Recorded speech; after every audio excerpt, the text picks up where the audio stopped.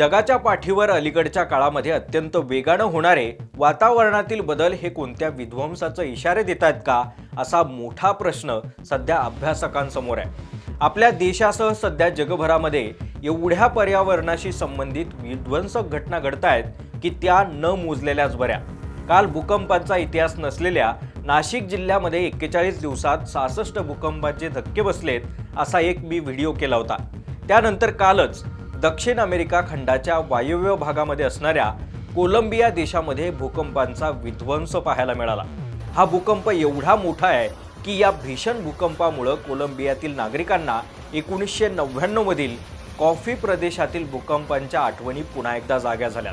कारण त्यावेळी या भूकंपात तब्बल 1185 जणांचा मृत्यू झाला होता, तर 8500हून अधिक नागरिक हे जखमी झाले होते। काल पुन्हा एकदा 27 वर्षांनी कोलंबियामध्ये 7.4 रिश्टर स्केलचा मोठा भूकंप झाला, ज्यात इथल्या मोठ्या इमारती या पत्त्याप्रमाणे हेलकावे खाऊन काही क्षणांमध्ये कोसळल्या। हा भूकंप जेव्हा आला तेव्हा त्याचे हादरे इथल्या शहरांना बसले, तेव्हा काही काळाच्या आतमध्ये सगळीकडे विध्वंस झाला होता।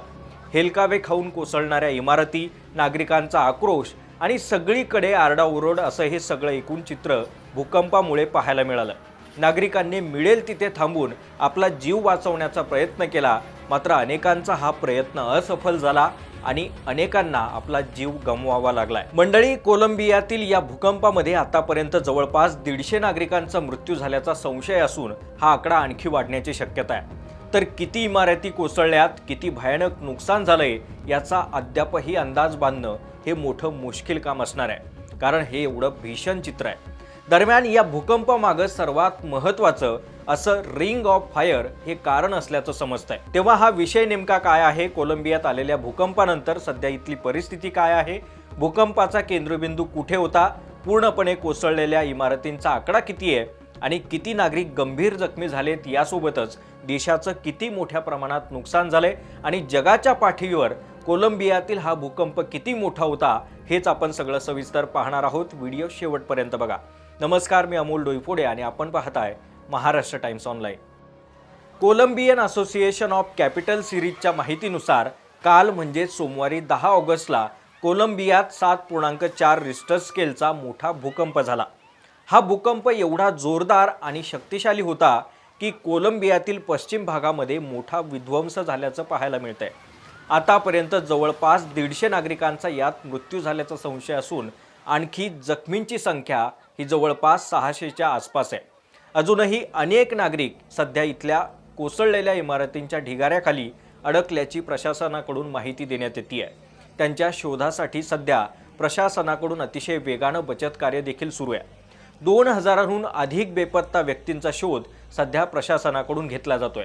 आपण जर या भूकंपाचा केंद्रबिंदू पाहिला तर अमेरिकेच्या US जिओलॉजिकल सर्वे म्हणजेच USGS याच्या माहितीनुसार सकाळी 7:34 झालेल्या या भूकंपाचा केंद्रबिंदू राजधानी बोगोटापासून सुमारे 400 किलोमीटर पश्चिमेला म्हणजेच या भागातील सॅन होसे डेल पाल्मार जवळ होता। देशातील 20हून अधिक नगरपालिका क्षेत्रांना या भूकंपाचा फटका बसल्याचं सांगितलं जात असून पेरेरा, क्विब्दो, काली आणि मॅलिझालेसला या शहरामध्ये प्रचंड नुकसान झालंय। सध्या इथल्या राष्ट्राध्यक्षांकडून आपत्कालीन परिस्थिती जाहीर करण्यात आली असून अत्यंत वेगानं इथं काम केलं जात आहे। भूकंपानंतर मदत आणि पुनर्वसनासाठी निधी वेगानं उपलब्ध करून देण्यात यावा यासाठी कोलंबियाचे राष्ट्राध्यक्ष एलिबर्डो डेला एस्प्रियला यांनी आपत्कालीन परिस्थिती जाहीर केली आहे। भूकंपग्रस्त नागरिकांना सरकारकडून शक्य तेवढी मदत आणि शक्य ती सर्व मदत उपलब्ध करून दिली जाईल असं आश्वासन राष्ट्राध्यक्षांनी दिलंय। तर दुसरीकडे अमेरिका देखील आता कोलंबियाच्या मदतीला धावली असून कोलंबियाला मदत करत असताना अमेरिकेकडून 15.5 दशलक्ष डॉलरची मदत जाहीर करण्यात आली आहे। या निधीमधून सरकारला तात्पुरते निवारे उभारणे, अन्न पुरवठा, संरक्षण व्यवस्था आणि भूकंपामुळे झालेल्या नुकसानीचं मूल्यांकन करण्यासाठी मदत होणार आहे। मंडळी, हा भूकंप एवढा भयानक आहे की त्याचा फटका अनेक शहरातील अंदाजे 3,40,00,000 लोकांना जाणवलाय। या भूकंपाचे धक्के किती लांब बसले असतील असा जर तुम्ही थोडक्यात विचार करण्याचा प्रयत्न केला तर भूकंपाच्या केंद्रबिंदूपासून सरळ रेषेमध्ये 350 ते 400 किलोमीटर लांब एवढा मोठा हा धक्का बसलाय। म्हणजेच कोलंबियाच्या शेजारी जे देश आहेत इक्वेडोर आणि पनामा या देशांना याचे धक्के जाणवलेत. मात्र या दोन्ही देशांमध्ये मोठ्या नुकसानीची नोंद झाली नाहीये. मात्र कोलंबियाचा विचार केला तर शेकडो इमारतींचं नुकसान झालं असून ज्या इमारती पूर्णपणे खाली कोसळल्यात त्याचाही आकडा जवळपास 100च्या आसपास आहे. सोशल मीडियावरील तुम्ही जर या भूकंपाचे काही व्हिडिओ पाहिले असतील तर तुमच्या अंगावरती काटा येईल एवढा भयानक प्रसंग आहे. माझ्या बाजूला दिसणाऱ्या या व्हिडिओतून तुम्ही भूकंप किती भयानक होता याचा अंदाज लावू शकता. भूकंप आला तेव्हा सैरावैरा पळत कुणी खांबाला धरून बसले, कुणी थेट रस्त्यावरती मोकळ्या जागेत धाव घेत मानवी साखळी करून एकमेकांना धरतायत, तर कुठे गुडघे टेकून जमिनीवरती लोक बसल्यात. अगदी हताश झालेल्या नागरिकांचा या तुफान संकटामुळे आक्रोश पाहायला मिळाला. अत्यंत विध्वंसक आणि भयानक भूकंपामुळे कोलंबियाचं अतोनात नुकसान झालं असून काही क्षणातच संपूर्ण परिसर हा धूळ आणि ढिगाऱ्यानं व्यापला होता.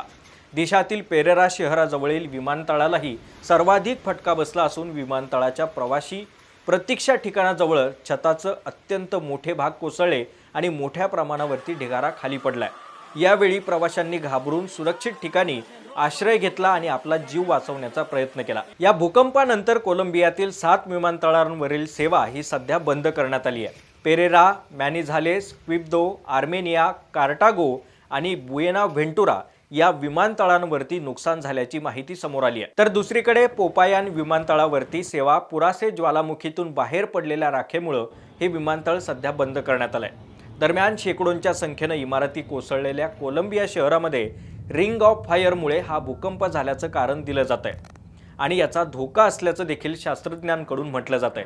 आता हे काय प्रकरण आहे तर कोलंबियाचा पॅसिफिक किनारपट्टीचा भाग हा रिंग ऑफ फायर या प्रशांत महासागराभोवतीच्या मोठ्या भूकंप प्रवण पट्ट्यामध्ये येतो. त्यामुळे या भागामध्ये भूकंपाचा धोका मोठा असतो. यासोबतच ज्या भागामध्ये भूकंपाचा केंद्रबिंदू होता तो चोको हा दुर्गम प्रदेश असून त्यातील मोठा भाग हा घनदाट जंगलानं व्यापलेला आहे. अनेक ठिकाणी केवळ बोट किंवा विमानानंच इथं पोहोचता येतं. त्यामुळे या भूकंपामुळे नेमकं किती नुकसान झालंय याचा संपूर्ण अंदाज प्रशासनाला घेणं हे आव्हानात्मक ठरू शकतं. सध्या इथल्या प्रशासनानं भूकंपानंतर हे आफ्टर शॉक्स म्हणजे भूकंपाचे संभाव्य धक्के बसण्याचा इशारा दिलाय. त्यामुळे नागरिकांना सतर्क राहण्याचं आवाहन प्रशासनाकडून करण्यात आलंय. सध्या बचाव आणि मदत कार्य मोठ्या प्रमाणावरती सुरू असून अधिकाऱ्यांच्या मते गेल्या दशकभरामध्ये कोलंबियात बसलेला हा सर्वात शक्तिशाली भूकंप आहे. प्रसिद्ध अमेरिकन हवामान कंपनी असलेल्या ॲक्युवेदरनं दिलेल्या माहितीनुसार हवामान शास्त्रज्ञांच्या मते हा भूकंप यंदाच्या वर्षातील जगभरातील किमान 7.0 रिश्टर स्केल तीव्रतेचा 10वा भूकंप ठरलाय. एवढंच नाही तर 31 जुलै 1970 रोजी 8.0 रिश्टर स्केलच्या भूकंपानंतर कोलंबियाला बसलेला हा सर्वात शक्तिशाली भूकंप असल्याचं सांगण्यात येत आहे. तुर्तास या व्हिडिओमध्ये आत्ता मी इथेच थांबतोय. मात्र तुम्ही अशा भूकंपाकडे आणि वातावरणातील बदलांकडे कसं पाहताय? तुम्हाला येणाऱ्या काळामध्ये ही परिस्थिती आणखी बिकट होऊ शकते का? याबद्दलची तुमची काय भावना आहे? तुमचं काय मत आहे?